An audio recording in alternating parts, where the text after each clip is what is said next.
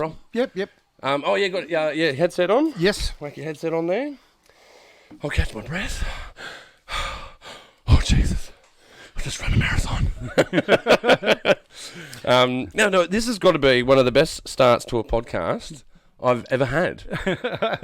Well, it helps when we meet at the pub first. Yeah. Like, we need to meet at the pub before we start the Pagey train, you know.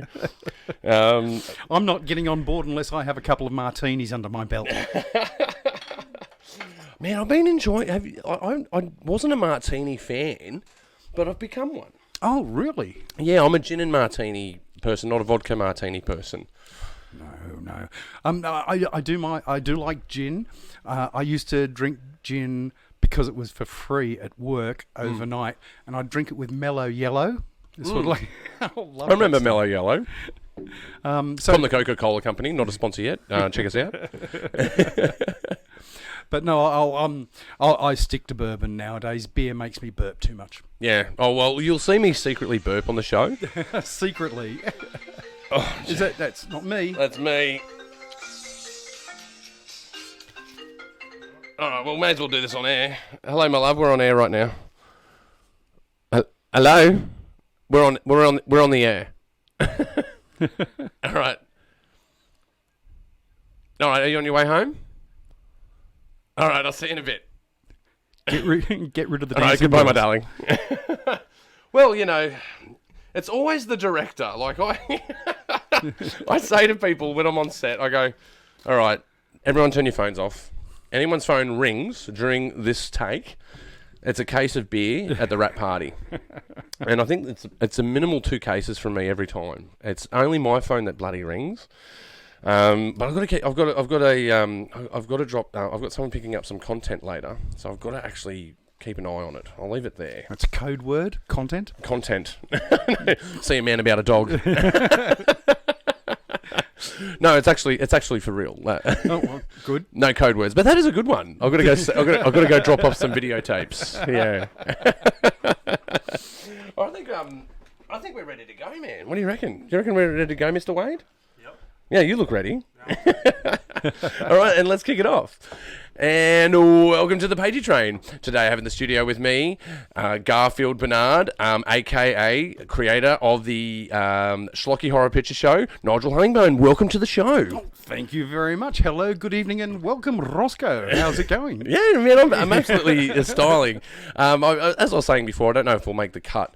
I may cut it out, but I just need to say it again. I think this is one of the best starts to a podcast I've ever had.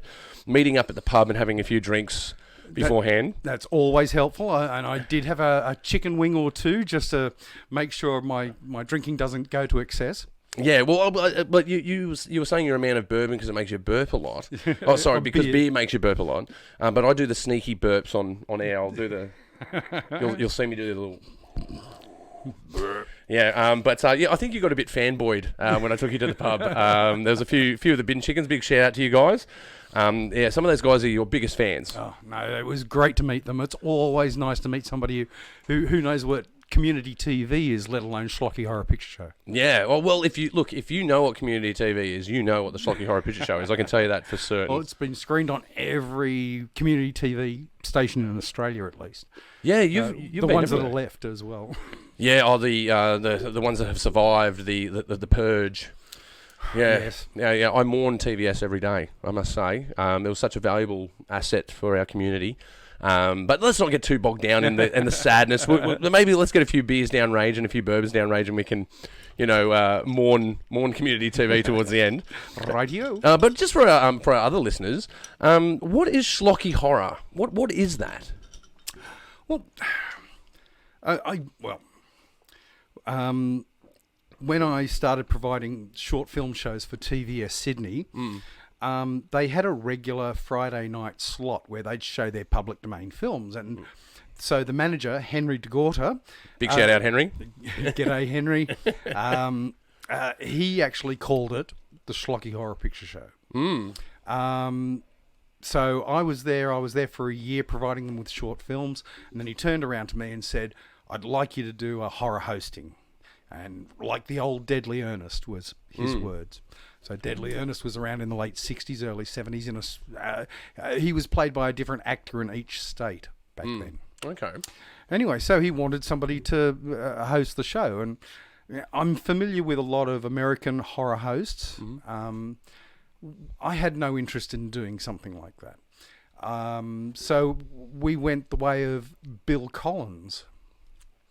If you remember, yeah, I do. Golden years of TV. The golden years of TV. I grew up with Bill Collins. I don't think a lot of some of our listeners may not know who Bill Collins is. Totally go and Google it.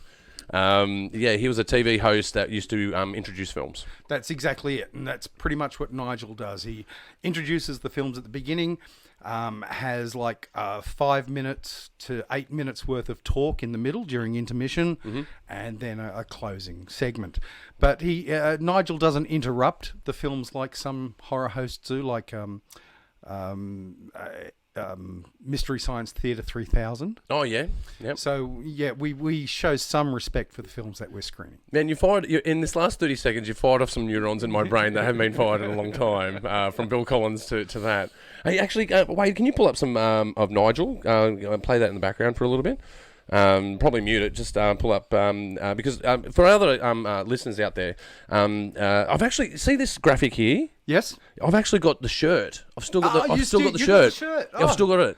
I only had a few made up, and to tell the truth, they weren't very good quality, and they developed holes really quickly. I still had to have a couple of the shirts, and they're like got big moth holes in them. Oh, look, I still wear that shirt. I've even worn it on the show. I've worn that on the show. I wear it out, and sometimes people recognise it. Oh, why? They go, Schlocky horror. Yeah, you'd be amazed at how many people know about this show. Yeah, just for our viewers that may be not aware, these are the hostings. That's what. Can you just forward a little bit into it there? Yeah, a little bit more. Oh, actually, this is a pretty good part. Yeah, leave this part on. Because I like this part, because I remember when I was trying to get work at TVS, I was trying to figure out where the premises was. And this promo throws you off where the premises is, because you think it's right in the middle of Sydney, but it's not. It's just a little marquee in Callan Park, in near Balmain. Yeah, that's right. Yeah, I used to actually work across the way from there at a warehouse in Roselle. Yeah, I used to think, I was looking for that. We've photoshopped those signs in.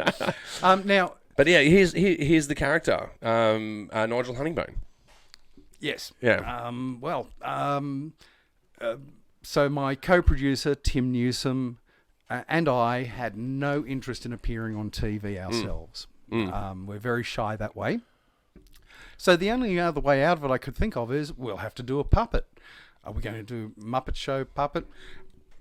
Tim volunteered to do this, a string puppet, based on the old Captain Scarlet and Thunderbirds marionettes. Yeah, okay. So Tim is controlling the mouth, the jaw.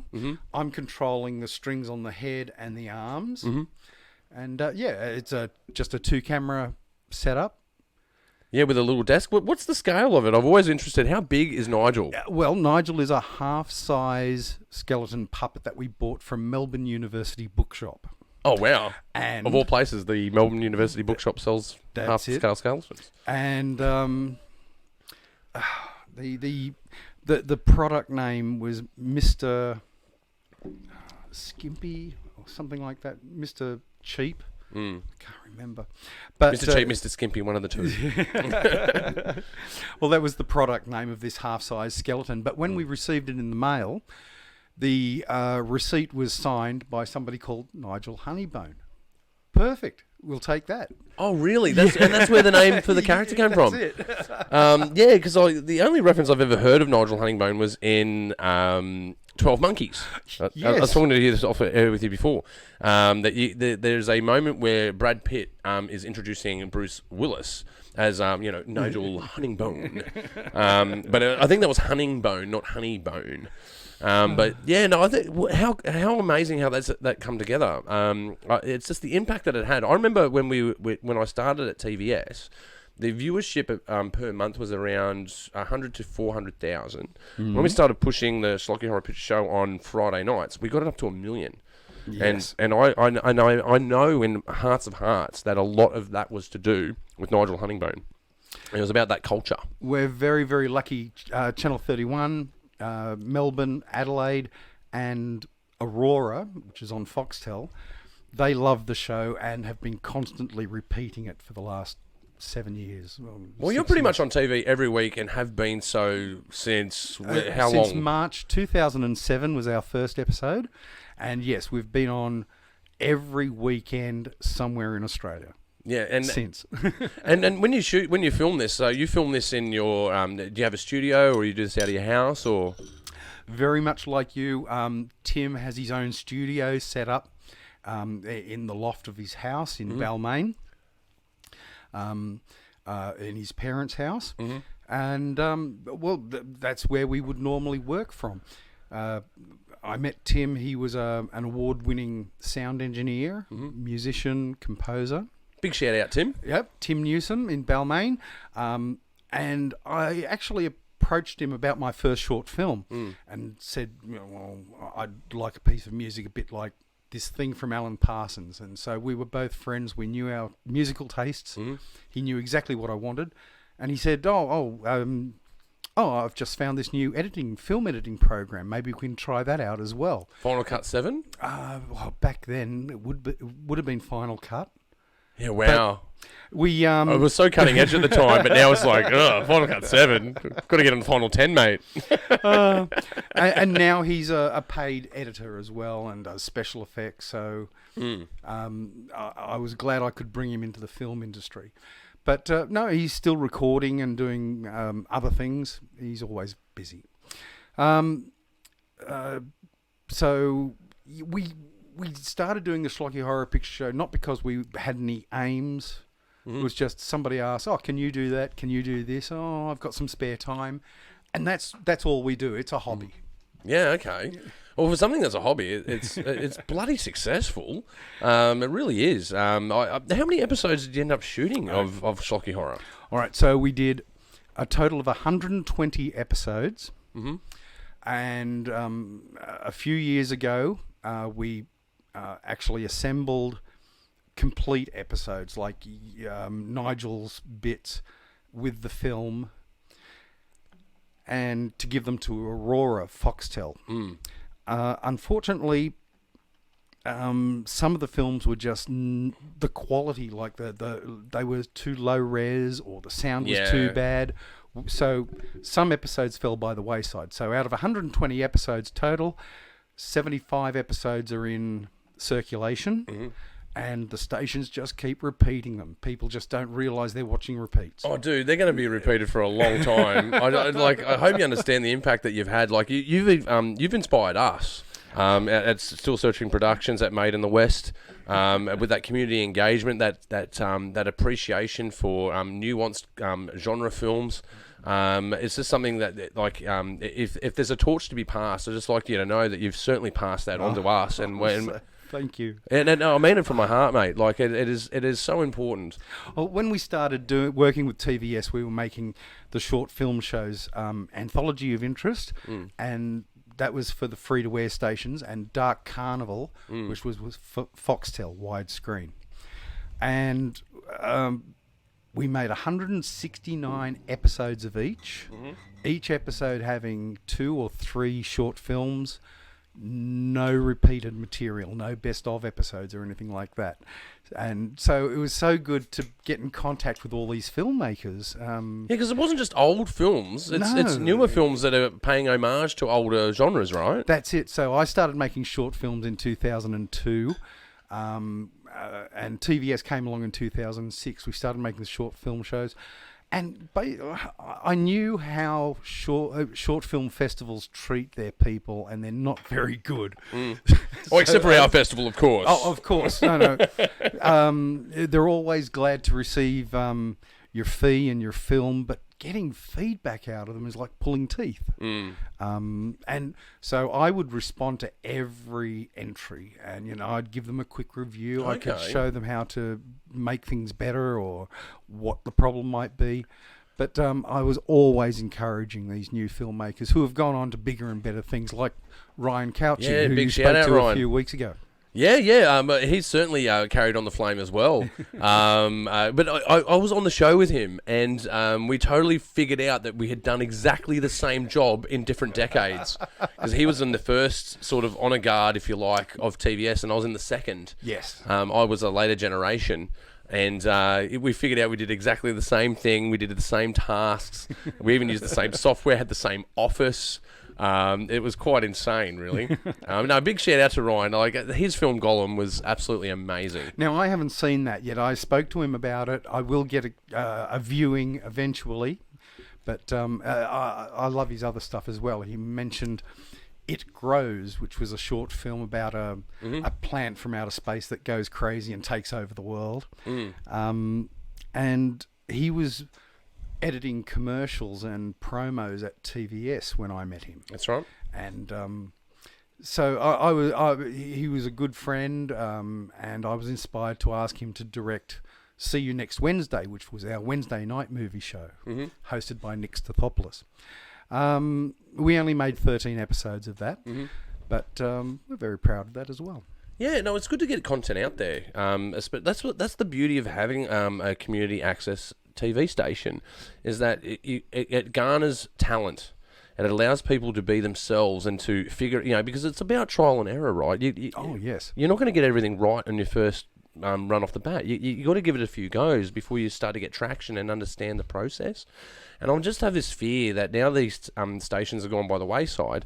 It's left up to us YouTubers to That's right. to figure it out. YouTube is a new training ground for short filmmakers. And in a lot of ways, that is good. I mean, like, if what you've made is good and it's on YouTube, the world is going to beat a path to your door if it's any good. So it is a good testing ground.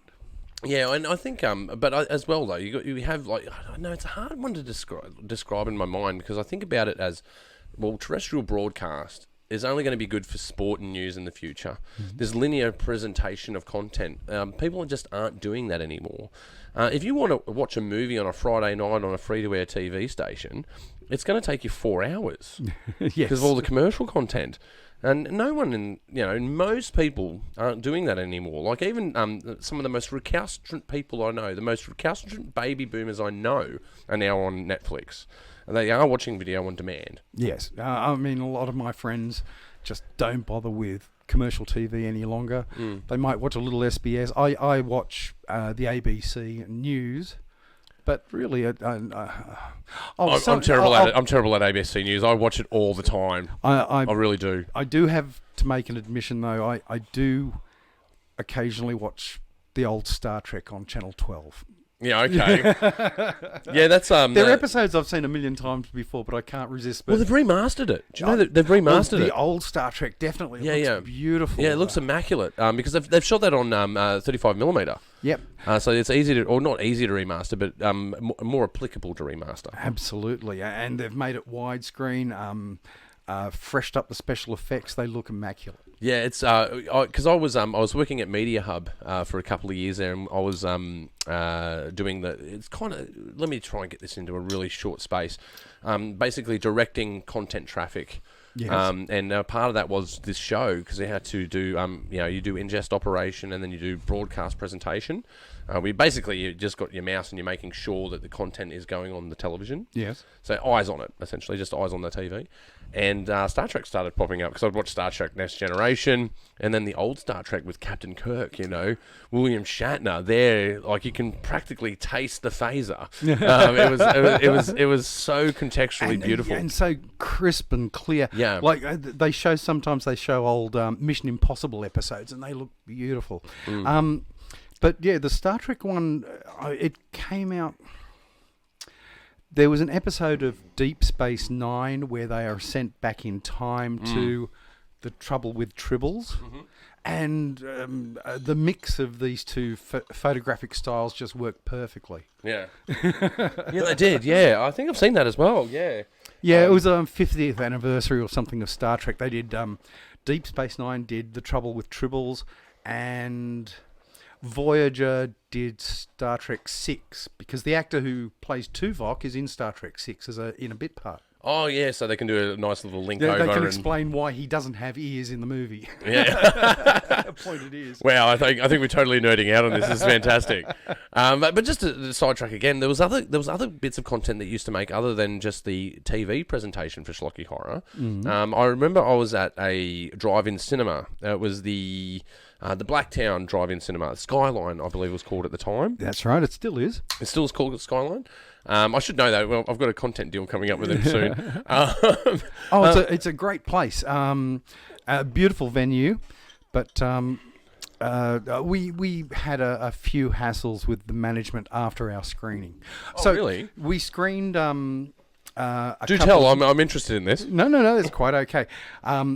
Wanted to screen 2 new films from the American filmmaker Christopher Meme, who makes retro feature-length retro-style films. So they're made today, but they're made to look like black and white 60s with overacting and awkward special effects.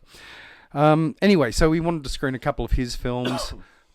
We went to the Skyline Drive-In at Blacktown. And we wanted to do it for charity, so we wanted to give the money to the Children's Hospital. Okay. So everything went perfect. The management were really, really helpful. Everybody was great about it. We showed the films. Big success. They didn't hand over the money. But they didn't. Yeah, it took them a while to... They did get it back, but only after a couple of months. I had to approach the Children's Hospital people and explain the situation, and they sort of chased it up from there. So that's a bit gnarly. okay. That's a bit gnarly. But no, otherwise they were perfect to work with, and it said a wonderful venue, especially when you're showing something retro. Yeah, well, I'm only having a guess at this, but I imagine that there would have been like creatives like yourself involved, philanthropists that would have been like, right, let's do this good thing for people. Yep. And then it would have come across someone's desk who was a producer of mind, an accountant, bean counter person that lacks a little bit of compassion. And I dare say it put across someone's desk like that. I've run into that a few times in my life. But that's where that phrase comes into. It moves from push to shove. And by contacting the Children's Hospital, The right people. Yeah, yes. you've moved it from a push to a shove. Like, hey, come on, we had a contract. You should honour that contract. That's right. We have contracts and email records and all that. So, yeah, do the right thing. It was to be honest, it was only a couple of $100.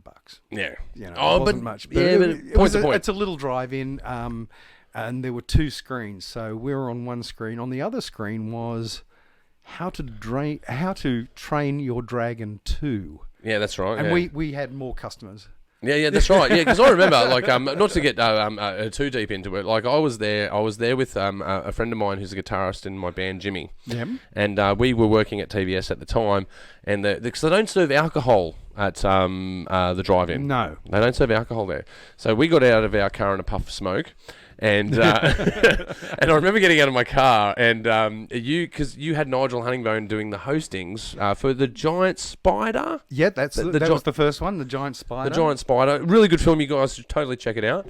And you knew the directors were in the crowd, and you got Nigel Honeybourne with his flapping mouth going, "Jay, just give us a toot." And it's like beep beep beep beep. It's like, oh man, this is so awesome. The crowd was so responsive and so into it. I was just so proud to be a part of that project. That was so good. So that was definitely a highlight in Nigel's career. Yeah, absolutely. Yeah, we look back.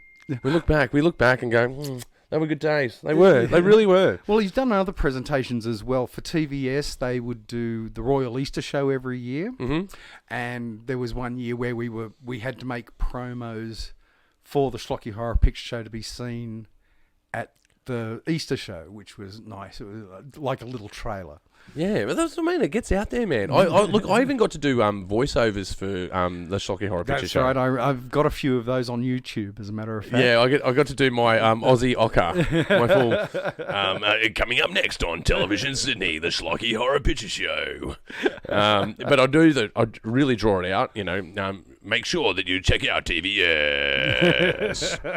Yeah, it was a lot of fun. We had a lot of fun making those promos. Big shout out to Jolene while we're at it. She was our promo producer at the time.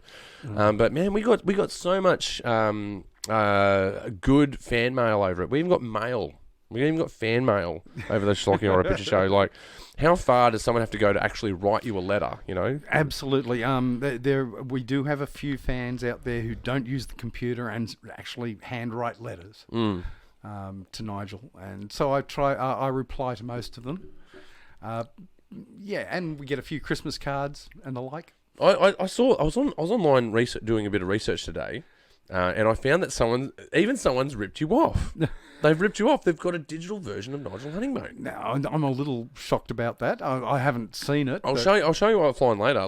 Because I was watching him like, that's not his product. I'm like, someone's just duplicated it. I don't think they did it as as faking being you. I think they were paying homage to it. But I was like, that's interesting. It was computer generated.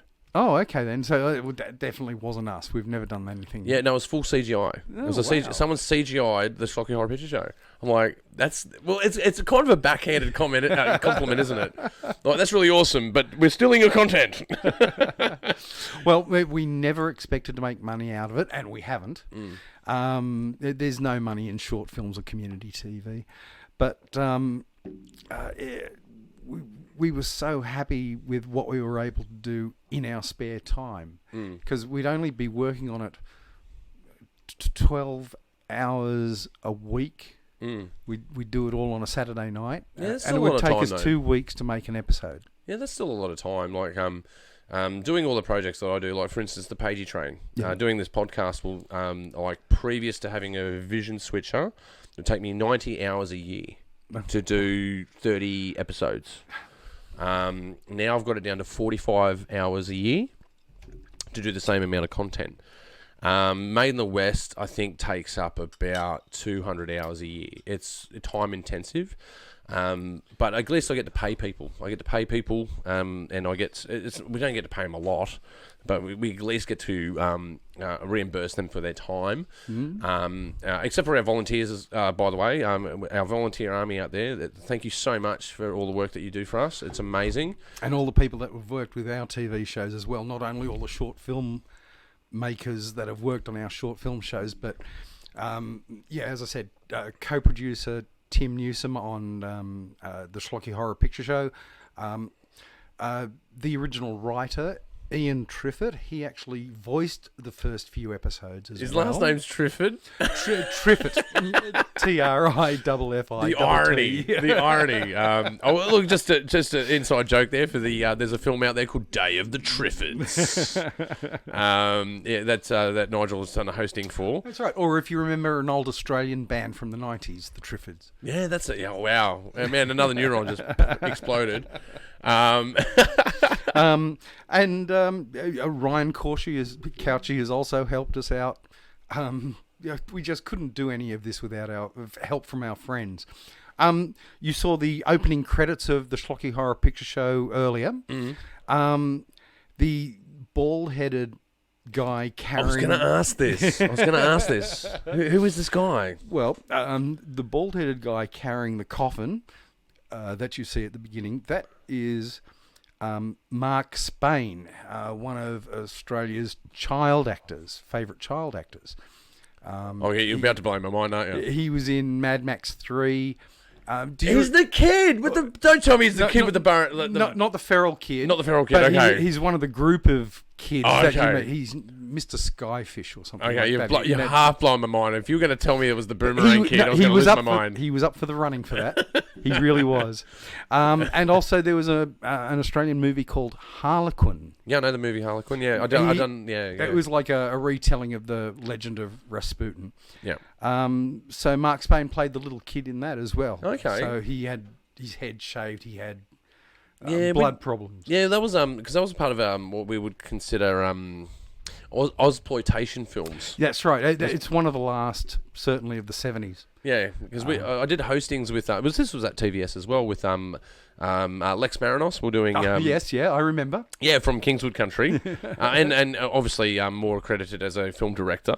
We did hostings with Lex Marinos doing Ozploitation Film Festival, where we're showing all these old films. And that was one of the old films that we got to do. Oh no! Because I wouldn't have known about that film unless I'd done that research on that show.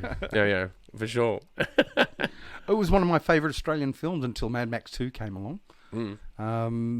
But yes, so Harlequin, it had another name in the United States, as They always did that. Yeah, I'm afraid so. I don't Even know Mad why. Max had a different name. It was Road Warrior. Well, no, there was just some confusion there. Mad Max came out, but when it came out in the United States, it was being screened at a lot of drive-ins, but the distributors dubbed it in American. So a lot of Americans who watched the first Mad Max Really? film assumed it was Spanish or Italian. Because it was dubbed in American was dubbed. voices. I would like to watch that just to go, wow. Because I don't know, like I watch I watch some foreign cinema. Yes. And sometimes they will have the English dub, and when you watch the English dub, like I think a good example for me is Run Lola Run, German film. Good, yes, I love it. Great film, right? I watched it in English and read the subtitles. Oh no, sorry. I watched it in English and then watched the film. But then I watched it in German and read the subtitles, and it's a way better experience. Absolutely. You lose. There's something Akira. that's lost. Yeah, Akira, another one, another great one. So I love subtitles. Whenever I get the opportunity, I'll have subtitles on the film and watch those. But yeah, with Akira, I actually preferred the Japanese language with the English subtitles. Yeah, because they get the full emphasis and you feel the emotion. I don't understand how some people can complain. Because I'm concentrating on the subtitles, I can't see the picture properly. Some people complain about that. I can't see the problem. No, well, I think that there has been definitely a shift in that paradigm. I think there has been a shift there because people are now used to looking at content in their phone. Yes. And when they're at work, they can't have the sound on, so they read the subtitles. So that's my little tinfoil hat theory to why subtitle films do better these days. Yeah. But I was certainly someone that when I started watching content on SBS that was subtitled, I'd be like, subtitled film, it'd be exhausting because then you're like, why didn't I just read the book? But then you go, well, because you always hear that saying, like, the book is better than the film. But I go, no, I don't different know about medium. that. Yeah, it's a different medium. Yeah, it's apples and oranges. They're not comparable. Like you can go, well, when I'm reading the book, yeah, sure, I'm imagining it with my own cognitive ability, and I'm a visual thinker, and yeah, I can visualize that. But when you're watching the film, it's like there's no way I would have come up with those ideas by reading the book. These ideas have been forged by people that were visionary. And I think that comes down to, as well, we just have this expectation on content. We're just so surrounded by content, we just have this expectation. Well, I find myself being a little more critical, thinking, well, I would have done that better, or I would have done that a different way. So I can be critical of what filmmakers decide to do. But I also have to agree, well, it's their vision, I can't. Yeah, you can't differentiate too much from it, but I go, yeah, it's apples and oranges. You can't compare the book to the movie. They're different things. It's like saying, I liked Orson Welles' War of the Worlds on radio better than I did on film. They're different things. Yeah, that's true. But they're totally different. Maybe the Foley was a bit the same. I'm not sure. But and they're both better than the Spielberg version. Everything's better than that movie. Although there's one movie that's been ragged on, and I know not that I'm a Scientologist, but I didn't mind Battlefield Earth. I know that's a risky thing to say. No, that's quite okay. Now, my heart goes out to Travolta, who was putting so much effort into getting this film made, and the Scientologists pulling out at the last minute, their budget being slashed in half, big plans for a 2-part film, and only the first half was made, the first part. Yeah, but I didn't mind it. Everyone rags on it. There's so many films out there that are bad, and that one is always rated as the worst film ever made. But I don't think it's that bad. No, but there were some poor choices. The makeup for the aliens. Yeah, that was pretty bad. And that just seems so awkward and clumsy to use. Yeah, but I don't know why though. I still liked it though. I still liked it, and I think that I'm outside of the pack where I'm like, how does everyone hate this film? What did I do so wrong? Why do I think so badly about this? No, it's all right. Well, it happens to me a lot, except it's films that people like. I'm critical of, and I get into a lot of arguments that way. Oh, especially look, I've been chatting with friends about Godzilla. Yeah. And Now I saw Godzilla versus King Kong. I saw that last Monday, and it delivers on its promise. But I'd much rather watch some of the earlier King Kongs, like the Godzilla films, like the Bryan Cranston film, and I found those far more enjoyable. Yeah, I don't know. There's certain things that are nostalgic about these things, and then you got to put your hat on for that decade when that film was made as well. Yes, that's true, and I try to do that with every review that I do. I write a lot of film reviews under the name Nigel Honeybone for an American site called horrornews.net. Okay. More than 600 film reviews and articles there. Holy by shit, Nigel dude. Honeybone. Where do you get this time from? I know, but maybe this is what people say to me. They go, "Where do you get all this time?" I go, "Oh, just make the time, man. Just make the time. You get it done." But after 600, I've sort of given up on that. I feel like I've... That's a lot of content, dude. It is. Looking back on it, it is, but I love doing it. And it's just been an outlet for me, and so is Nigel and Schlocky and everything. It's just been nice to get my views out there. But it is a bit of an outlet, isn't it, though? It does have that aspect to it. I find even doing this, being on the Pagey train and picking the brains of people that I love and admire, I just get so much out of it, and I just want to share that with people. And then when I post it and when it gets traction out there and people are watching it and they're listening to it, you go, oh, wow, well, maybe we are invoking a bit of change and inspiring people to perhaps be themselves, Well, yes, or do better. Strive to do better. But yeah, keep on, as you would say, just keep on making films. Don't let anything get in your way. We were talking about Christopher Meme, this American who supplies us with feature films, the retro films. He pushes himself to make a new film every year. That's hardcore. That's hardcore. Very impressive. A feature every year. Some of them, insane. Some of them are better than others, but he tries. That's insane. Oh, but that film though, the giant spider. Yeah, that's his film. Yep. That was a hit. That was a really good film. They even they did like really cool homages in that film to like Starship Troopers. So you got this guy who's in this Nazi/American uniform who's like, "Do you get me?" Yes, we get you. It's really, really funny. General Castle, named after William Castle, the filmmaker. Yeah, no, it was a really cool film, and it is so it's so well produced though. It is so, for something that is designed to be bad, it is so good. Yes, quite amazingly. And the first couple of films that he made, the lead actor he had the perfect Shatner pause. There's something on the wing. Something. Yes, indeed. Yeah. No, that film was an absolute hoot. Yeah. So make sure you guys go and check out the Giant Spider. Yep. I'm sure it's out there online. I'm sure it is. So the filmmaker's name is Christopher Meme. So M-I-H-M. If you can just Google for that, you'll get trailers, photographs, and everything like that. He's been making a film a year for about 15 years. Holy shit, dude. That's insane. That is insane. You're an insane person, dude. Oh, wow. But the films that I've seen of his, as you say, some are good and some are bad. But if you're making a film each year, like, how many hits are you going to get? How many flops are you going to get? Well, that's right. I was talking to somebody else about the Star Wars franchise the other day, and a franchise. Good argument starter. It's a good argument starter, straight up. But there are so many entries. Not only the films, but the TV shows, the comics, the books, the short stories. Not every entry can be perfect. Not every entry can be a masterpiece.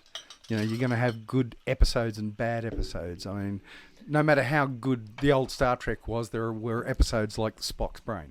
Yeah, that's true. And, you're going to get the Star Wars Christmas special. You're just going to end up in these weird contrées of Some wrong decisions made there. poor decision making. But I put those decisions down. I always go, it's the producer that makes these decisions. Directors don't make those decisions. Producers do.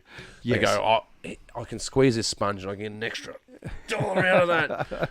And you can see that happen in film all the time because they look for the formula, right? Yeah, I'm not exactly sure the story behind that, but Lucas gave up the rights to doing that to some TV executive who goes, went ahead. I can put another story in my house if I just rape this fucking story.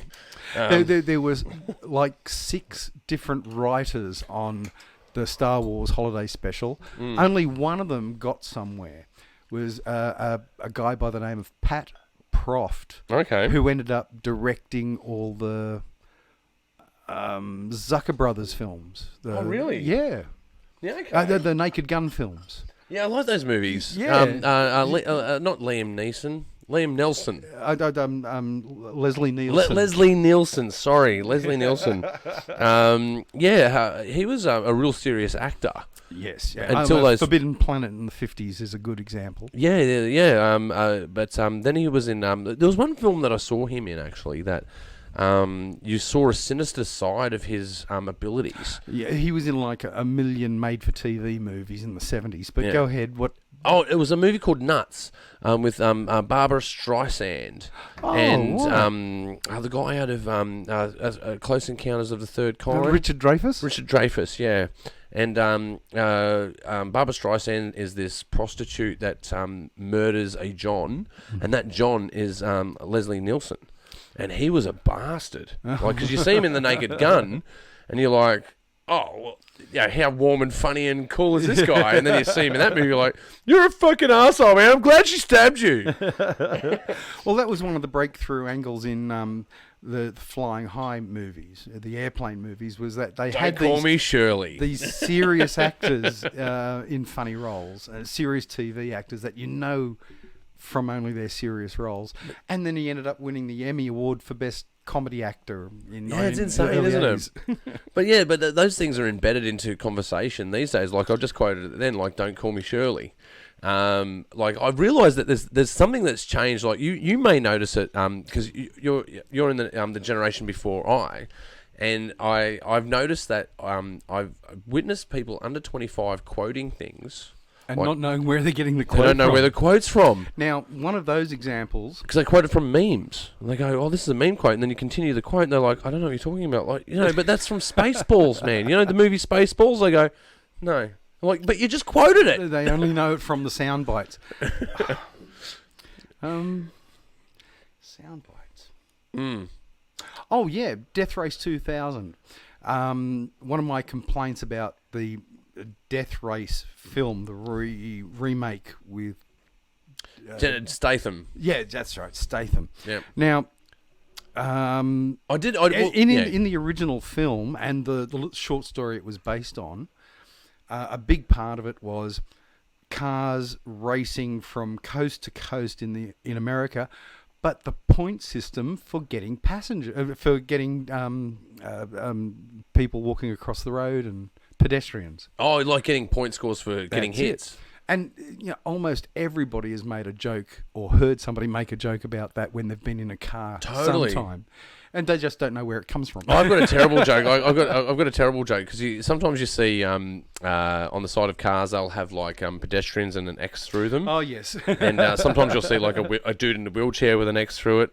And I would say, well, if you hit someone in a wheelchair and the wheelchair goes over the back of the car, that's 50 points. You only get 10. You only get 10 if they go under, but if they go over the top, and if you pop the bonnet, that's 100. That's 100 points. You get more points for the most I'm only bizarre joking, or most unusual.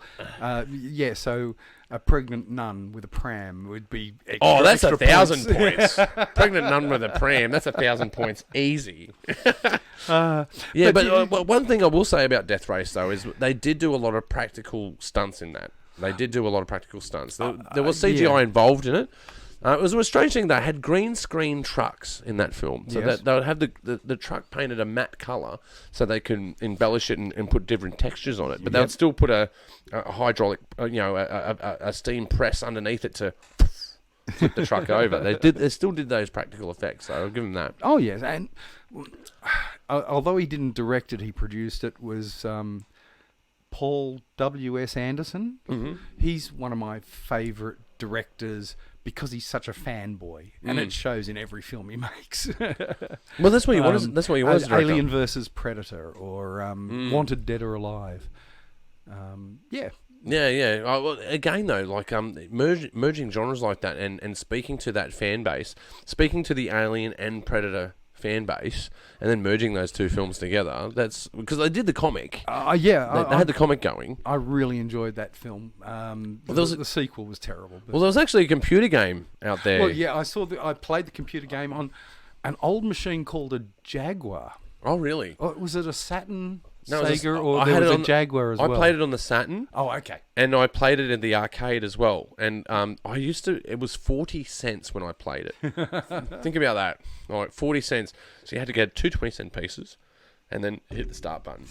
Because after 40 and 60 cents, it was $1. And after that, now you got to get like a card.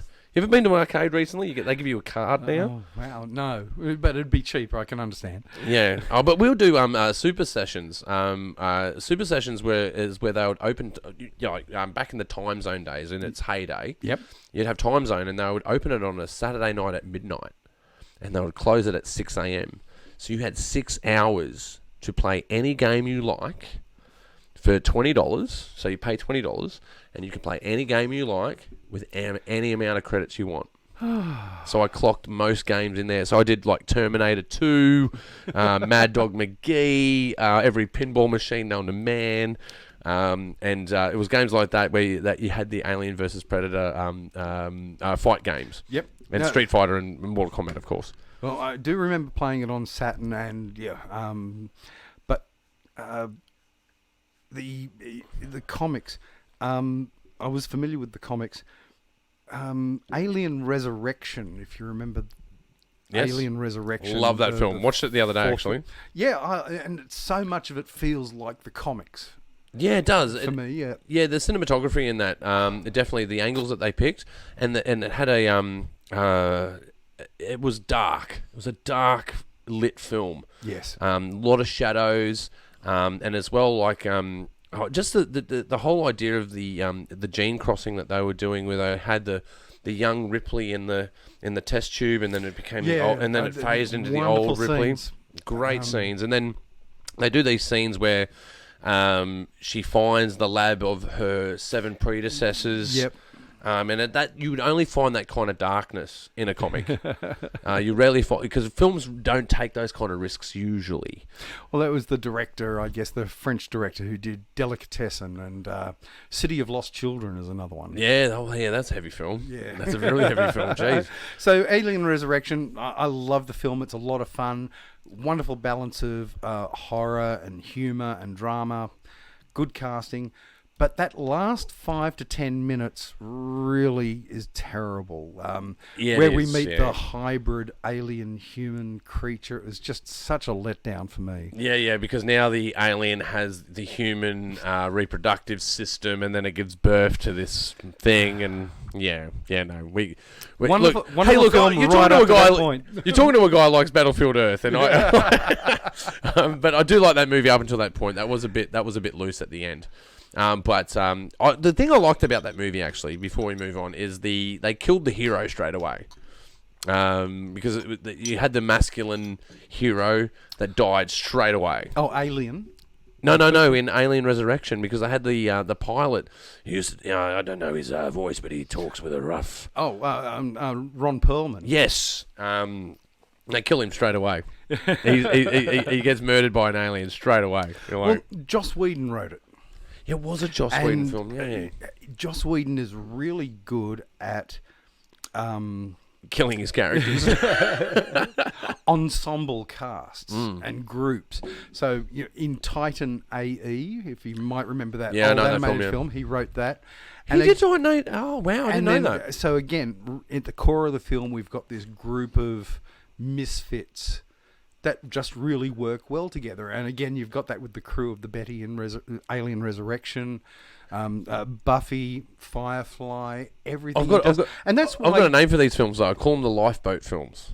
Oh, yeah. Because you chuck all of the characters that are so contrast, that are nothing alike, and put them in a lifeboat and make them talk. I call them lifeboat films. Sorry, I cut you off there. I cut you off. No, that's fine. I was just saying Joss Whedon's really good at ensemble films, and that is why they asked him to direct the Avengers film, because he had to work with a big ensemble. Yeah. Well, look, I've always been disappointed about Firefly, though. Like, because they did bring out Serenity, don't get me wrong. I enjoyed Serenity. Serenity I thought was it was great. a nice final. Yeah, it was a good cap-off, but I could have used an extra season of Firefly. I just could have used just one season. It's kind of like, Deadwood. They didn't finish fucking Deadwood. They didn't finish it properly, and I really loved Deadwood. That was, for me, that represents the new renaissance in American television. Yeah. I mean, it was so far ahead of itself. Yeah, that was terrific. Brilliantly written. Brilliant. I'm a big fan of Swearingen. I'm not. You're either a Bullock or a Swearingen fan, and I'm a Swearingen fan. They didn't finish that properly because it's the gunfight at the OK Corral. Well, yeah, that's what it's supposed to be. And in the last episode, or the last few episodes, we're introduced to actors. Stage actors, Brian Cox and Dennis Christopher are introduced to the series, and then it finished. Yeah, they've got these big names that are coming in there, but they're building up to that Tombstone movie, right? Because essentially Deadwood is Tombstone, right? But Deadwood is the thing that leads up to the, air quotations, Tombstone story of the gunfight at the OK Corral. Yep. Doc Holliday, Wyatt Earp, taking on the Cowboys, right? And they had it all laid up, and they had it. The character development in Deadwood is just insane. It is just so brilliant. It's so well written. A Victorian dialect with the most impressive cursing you've ever heard in your life. I can only imagine the directors saying, to the actors, you're doing Shakespeare. I want you to do this like it's Shakespeare. Yeah, totally.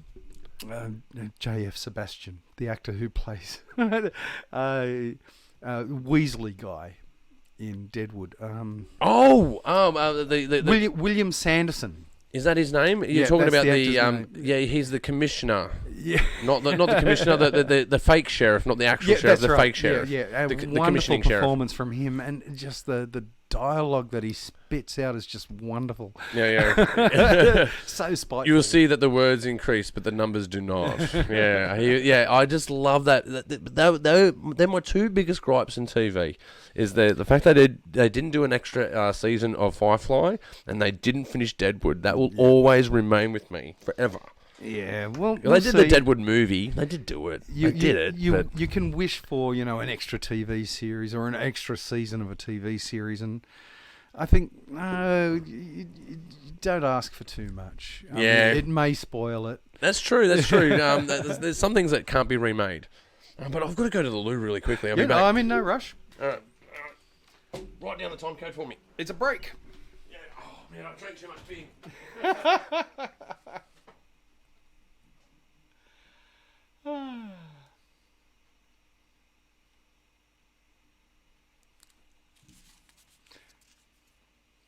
About the how you go into the arcade and you use the cards now. Yes. Yep. I think they do that they try and trick you into spending real life money. Like they try and trick you into thinking it's like fake money. No, that's true. In some cases, that's why some people use credit cards, is because they don't feel like they're handing over money. Yeah. I think that's a little bit of part of why they do that. And convenience, obviously. Well, there is that. It's easier than carrying a bunch of coins and all that. What did you kids talk about while I was gone? More video games and using cards and cash. Oh, cash? You don't even know what cash is, Wade. What are you talking about? You live in the digital world. You're a digital native. We're digital immigrants. Did you know that? We're digital immigrants. We know how to use a turn-dial phone. Oh, I should get you another drink, mate. and vinyl records.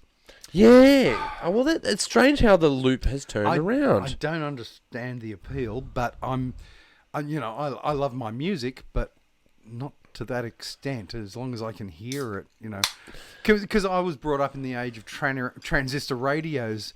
When they back in the 60s and 70s, when they made a record in the studio, they would play it back once through a little tin speaker just to make sure it sounds okay through a transistor radio speaker. Yeah, that's what they say. Always play it through a shit speaker. Yeah, exactly, and make sure it sounds all right that way. So. Yeah, well, we do that. When I work with, because I've had the privilege of making an album or two as a musician, and you do that, you put it through the shittest system to see what it sounds like. Because when you put it through $6,000 speakers, anything sounds good. That's it. If you're going to buy a new stereo system, make sure all the buttons are switched off so you can hear what it sounds like raw. Yeah, I had a friend though a couple of years back. He bought some new speakers. And he went home and he pumped it up. He would have spent $3-4 grand on these speakers. And he goes, they sound shit. I go, but did you warm them in, dude? He's like, what do you mean? I go, well, what you do when you buy new speakers is you put the radio on, leave it on for 12 hours, and let the skins wear in. Because if it's essentially like you're taking a race car that's never been on the road, and you just put the pedal to the metal, and you're going to blow them out. You're going to blow it out. It's not used to that kind of treatment. You got to warm things in, man. You can't just jump in the deep end. You got to learn how to swim first. He's like, oh, I go, how much you spend on those speakers? He goes, $4,000. I'm like, oh man, oh shit, you fucked up. No, I like my music, but I'm perfectly happy listening through my computer speakers. I do have a special set of speakers made by Tim for me, but I hardly ever use them, but they're hugely loud. Yeah, my neighbours are quite well aware of my sound system. It is quite impressive when I need it to be. I was talking with my wife yesterday, and she was running music through her PC upstairs. Mm-hmm. And she goes, it doesn't sound as good as yours, Ross, downstairs. I go, but I run a sound system through mine. She goes, oh. I've got 5.1 digital sound coming out of my PC. No, it's not a PC, it's a Mac, let's just face facts. And out of the home theatre, I'm running, I think it's 7.2. I've got 2 subwoofers, and I've got surround 7, I think. It's a bit insane. Well, a little bit insane. That's one of my problems with many DVDs that I get nowadays. They're designed for huge home theatre sound systems. So I've just got a little TV, not much bigger than that, that monitor, and I use those speakers. So that's another reason why I always have the subtitles on, because the talking is too quiet and the explosions are too explodey. Yeah, and so you're constantly reaching for the volume control. And that's why I just settle for subtitles. It annoys my wife to no end when I watch a English spoken film with subtitles on. It annoys the hell out of her. Wow. I go, but I may miss something. And I pick up the little thing that is set in the background. Yep. Because I'm a big Easter egg hunter. I love looking at films and picking out the Easter eggs. When I was a child, I started reading things like Doctor Who novelizations and movie novelizations for exactly the same reason that I watch subtitles today. There's some extra information in there that you might need or want, and so many film novelizations are based on the script before the editor gets to the film. Yeah, when you watch, you brought up Akira before. If you look at the subtitles in Akira, and you'll notice that they don't match. You can see that they are totally copy pasted from the script, because then they've done it differently when they've done it in production. But the dubbing, of course, they have to match the mouth movements, so that they have to change dialogue. Yeah, totally. Oh man, these are films that are so yardstick in my life. Akira, what was the other? Oh, Ghost in the Shell. Oh yeah, I saw the live action film like for that last night. It wasn't bad. I didn't think it was bad at all. I saw the film. What was it, 1990 or something like that? The animated film, the original. Yeah, how'd you get a copy of that in 1990? It was banned in Australia. How'd you get a copy of it? I had a copy of it as well. It's okay. I'm sure it was distributed by Manga Films. There was a whole bunch like Akira, Ghost in the Shell, Fist of the North Star. Yeah. It was the arrival of anime. I'm pretty sure in the Western world. I'm pretty sure the Ghost in the Shell was, when it first came out, was banned in Australia. No, okay then. Yeah, because it has, you know, the scene where it's the opening scene. She jumps from the roof, and then you can see that she has that thermal camouflage. She disappears into the ether, and then she swings into a window, and then basically murders everyone in the room. Yes. And the main shot in that, she blows someone's head off, and you can see their spine wiggle. Oh, right. There's like a spine wiggle scene, and the censorship board in Australia is like, no. No, okay. I mean, that was the animated film. Yeah, totally. Yeah. Yep. Yeah, that was and then because I had an illicit copy on VHS, and then they released it legally, I think, in 1993. Exactly that scene is done in the live action film I saw last night, and the camera cut before we see Before that shot. Yeah, because I mean, like, that's for the TV edit. Yeah, but the thing is that with that shot, like, because you got to understand, like, it's not gratuitous. It is to really drive home that these people are conducting violence, but it's in a fictitious space, so it's a safe space. Yes, and I think that sometimes we get confused with that. The films aren't real, people. They're not real. Reality is real. Films aren't real. They're fictitious. Even documentaries are fictitious to a point of view. You know, I was talking to somebody about this recently. The new Looney Tunes basketball film, Space Jam. There's a scene in the trailer where there's a group of bad guys cheering on a bad robot or hologram.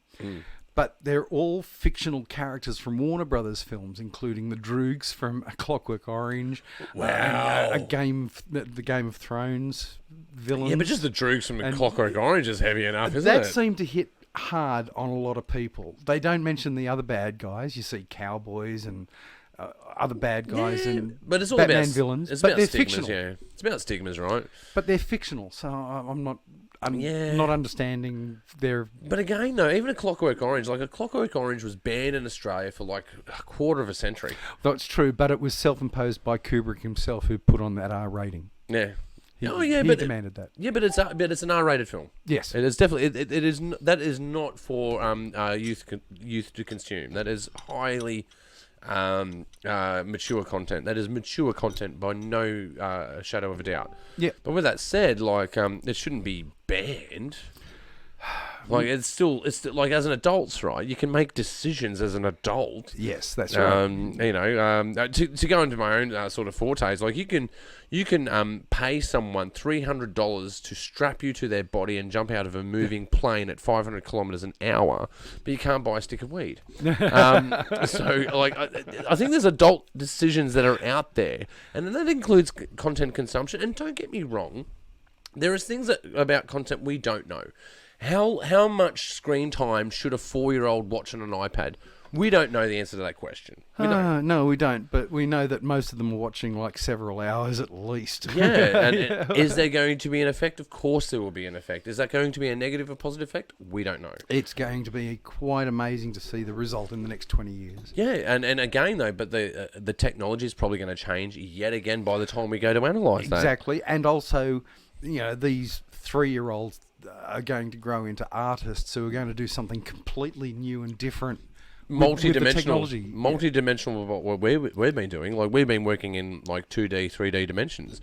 They'll be working in multiple dimensions because you've got augmented reality that's out there at the moment.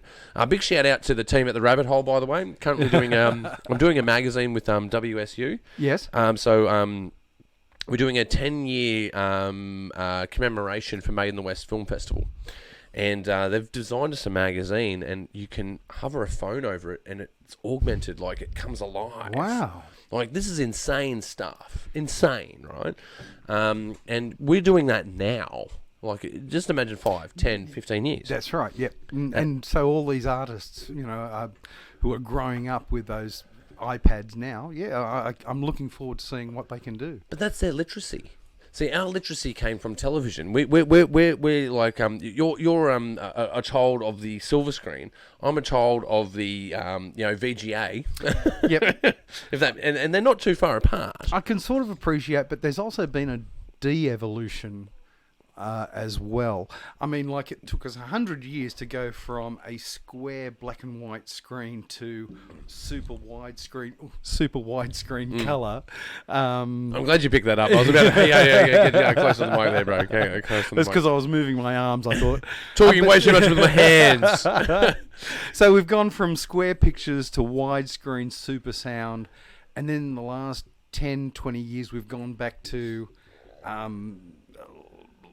portrait screens. We have, haven't we? Yeah, but beyond portrait, it's but thinner people than are portrait. accepting it. That's the hard thing. It's thinner than portrait. It's thinner than 4x3 because you're talking about a 4x3 because we went out to 235x1, which is like the even Cinerama and Apocalypse Now 70 mil. even at Ben-Hur you got that really wide spectrum the 235x1 anamorphic, if you will. Yep.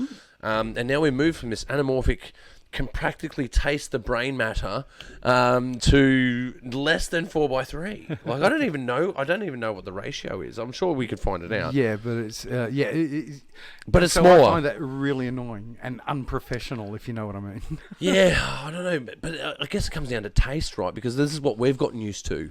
And yeah, maybe it's the changing of the guard. Maybe it's the I don't like that. Like, I think my cynicism goes towards maybe that's a bad thing, but at the same time, I think our predecessors would have looked at us going, "What are you guys doing? What are you doing?" Like, we used to listen to content, now you're watching it. You know what I mean? It's just that other dimension, and I think looking at kids that are looking at these tools now, it's just their literacy. Our literacy came from television and film. And music, of course. And some of them are going to learn how to use these things and do something different, and that makes it worth staying alive, just to see where the arts go. Yeah, well, there's two things I want to see. Garfield. There's two things I definitely want to see, and that is where are these tools going to take us? Like, I mean, exploring inner space. What are we going to discover about ourselves as humans? Because art is a really good reflection of where we're at. Always, yep. It always has been. Like, when you look at art after World War I and after World War II, it's quite bleak and dark and nasty. But then you get art after the 60s, it's quite bright and vibrant and colourful. And you can look at the music the same way, you can look at film the same way. All of these mediums you can look at the same way, and looking at where the zeitgeist is at the time. Yeah, that's it. What is the world thinking at that time or that year? And I'd like to see where it goes. I really resonate with what you're saying there. I'd like to see where what it becomes. Yes, yeah. I'm looking forward to something new. And you do see it, and you do see it in films. Watch more independent films. That's where you're going to find it. You are, yeah. I love... Yeah, I'm looking forward to seeing where it goes. But the other thing that I'm looking forward to is exploring outer space. I would like to see in my lifetime a footprint put on Mars. I just think that, and I've said this a few times on the podcast, some people would say, I know it's a shitty reference, but some people would say, if it wasn't for the advent of war, we wouldn't be as technologically sound as we are now. And I reject that notion. I reject it. Because I truly believe that I think we would have been slower. I think did it accelerate it? War, yeah, exactly. That's what I was going to say. That it was the catalyst that made things move forward. It was the space race, that competitive thing that got Americans into space. It's a sad true fact, but I do believe you're right in that regard. But I'd like to look at it the other way though. But yeah, the Orville Wright, when they came up with the idea of flight, they didn't do it under the duress of learning how to take over the air to bomb people. they did it because they go, hey, we can fly. They had a harebrained idea, and they followed it. They followed a dream. They followed a thread. And that thread has led us to the idea that I can fly to the other side of this planet and go and watch a movie in New York, you know? I know, maybe it's too deep. Yeah, and then it all got bogged down, with the space shuttle. I mean, the space shuttle was a great idea, but it didn't. It was like they weren't inspired to do anything better. It's subspace. it's subspace. They're not going into outer space. We should have already had a base on the moon, and they know that they need to have a base on the moon to have a launching platform to go to Mars. It makes sense. And I'm glad there's people like that out there, like Elon Musk. I'm glad they do. Yeah, of course they've got ulterior motives, but openly and in the media, he seems like a nice enough guy. I mean, he sounds like a James Bond bad guy. Well, he does. Even his name sounds like a James Bond bad guy. But Richard Branson, I'm pretty sure he's sold his soul to the devil. I don't think he's aged since the late 70s. No. It's the same as Rupert Murdoch, man. I think he's... how is he still going? He's in his 90s and he's still a CEO. Yep. You know... and looking healthier than Prince Philip. Oh, well, a lot more healthy. Oh, man, I saw some horrible memes about that. That did make me laugh hysterically. Prince Philip does have a terrible reputation. Always had a terrible reputation. Oh, but they're the monarchy, man. They're always going to have a horrible reputation. Not to get too bogged down in it. I just think that it's a dead system. I don't care. I don't care for it either. But I will say this about it. I think that religion is 100 years behind. Like, it's maybe more. I think government is about 30 years behind. Yeah. But I'd say monarchies probably 200 years behind. Like, they're right up there with religion. That whole idea, like, and saying that, I don't have the answers to the problems. I can't protest to that. And not all monarchies are the same. Yeah, they're not. But I know what you mean. On the whole, they do seem like a waste of time and money. Yeah, but we just a corporation that sells plates at theme parks. What are we doing here? But I'm not someone that's for the redistribution of wealth. I don't want to come across as a communist in that way. I'm just saying that there are clearly problems with the way that we're governed. There's clearly problems with the way that we deal with belief, and those conflicts are coming into our preferences as people. Well, and certainly the British monarchy, and there are better things to spend your money on. Mm. There is. That's what I mean. I'll bring it back to the war analogy. I understand that that war may be an accelerator for technological advancement, but I think there's other accelerators out there that we haven't tapped into. Well, like the space war, the space race. Yeah, the space war. yeah. We're launching Space Force. Jewish lasers. Yeah, we need boots in air. It used to be boots on ground. Now we're going for boots on air. Boots in vacuum. I'm trying to look for a catchphrase, can't find it. But look, I think we've gotten really political here. I think we should get out of the politics. Yep, okay. Let's get out of the politics. So you can be found on Aurora, Channel 31. Where else can we find you? Very good. We'll wrap up there. So, the Schlocky Horror Picture Show is seen on the remaining community TV shows in Australia. So, we've got Channel 44 Adelaide. Mm-hmm. They screen our show at midnight on Friday night, and they usually screen 2 films. One is a Schlocky episode, and the other is just a Schlocky film. Mm-hmm. But we try to keep up with that. So, so I'm on Facebook. Look up Schlocky Horror Picture Show on Facebook, or Nigel Honeybone, or Garfield Barnard. You'll find all the information there. We update our stuff every week. Mm-hmm. So, Channel 44 Adelaide, we show Channel 31. Channel 31 is on Monday nights at 11:30 p.m. Mm-hmm. And Aurora, which is on Foxtel, that's seen Australia-wide, and that's on Saturday nights at 8:30 p.m. Now, they're all streamed live. Even Foxtel is streamed live for free. So you can stream Foxtel live for free. Absolutely. Kids, get onto it. So definitely they can stream Aurora, which is their a community TV station. And that's a linear stream? They can't do it video on demand. It's just it's when it happens at the moment. time? No. In some cases they can, but not with our show. I have never noticed. So when's on the Aurora streaming? What time is that stream? That's 8:30 p.m. on Saturday nights. Saturday night, kids. Get a case of beer, get a projector, put it in the backyard, put on some Schlocky Horror Picture Show, and have a good fucking time. Absolutely. Sit back and watch some really bad television. So, oh, come on. It's fantastic television. Look. But is there anywhere else that we can find you? Okay, so you'll find us on... I love Facebook. You won't find us on any other service, but Facebook, you'll find the Schlocky Horror Picture Show. You'll find Garfield Barnard, Nigel Honeybone, Barnard Star Productions, which is our production company. Mm-hmm.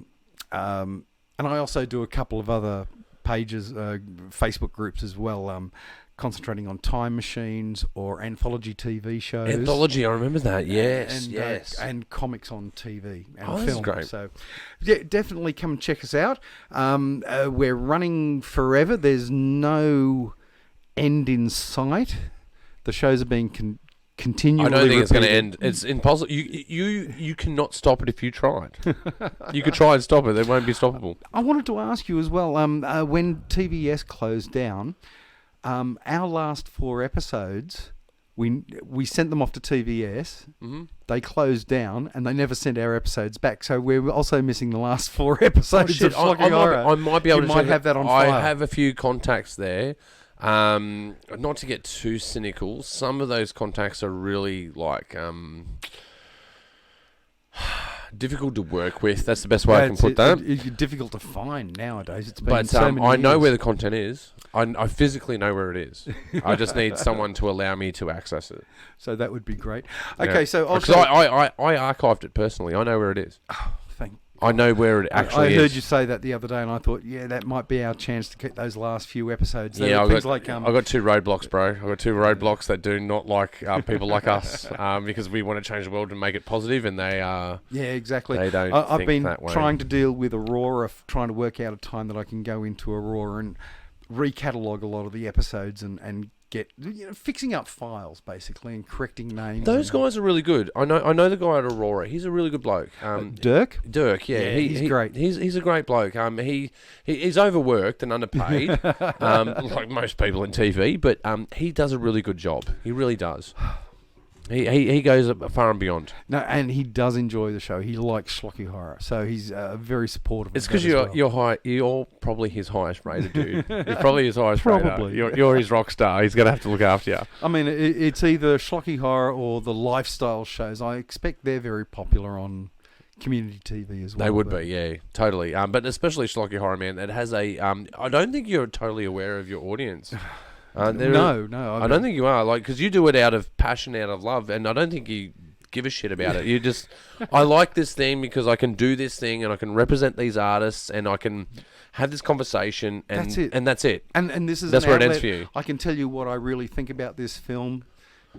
That's all I want to do. Because you care about you care about the content, and you've got a platform to talk about it. That's it. So, but I'm just trying to make you aware, man. There are people out there that follow this, and you should really tap into that because I wouldn't say that you're missing out because I think you have a full life and you're doing it and you're enjoying it. But I'm just trying to let you know that there is a cult following out there of the Shocky Horror Picture Show, man. And well, it's the nature of horror hosting. So we've been running since 2007. The longest running horror host in the Southern Hemisphere. Nigel's won awards, the Rondo Horror Award. Oh, that's another thing. So you're ruling half the planet, okay? Yes, as far as Schlocky Horror goes. So that's another thing to look up if you have a chance.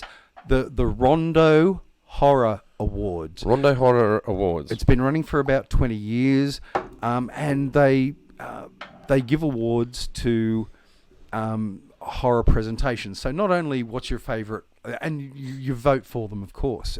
It's open to fan voting. So it's not only what is your favourite film and TV show and new book.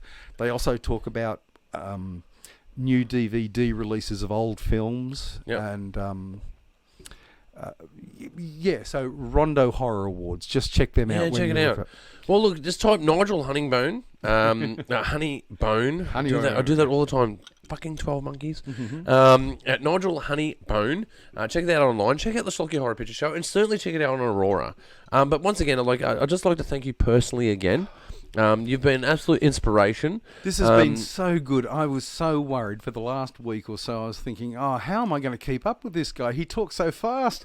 But it's been perfect. Oh, dude, I've been trying to keep up with you, man. I must say, you've been an absolute inspiration. It's been an absolute pleasure having you on the show. It's been so nice to be here. Thank you so much, and it's nice to get out of the house, of course. Yeah, and absolutely, totally. And I can't pass my thanks on enough. You're a really cool dude, and you've done some really cool things. And I just hope you recognise that and understand that. No, well, I've been watching your show as well. It's just amazing what you've been up to as well.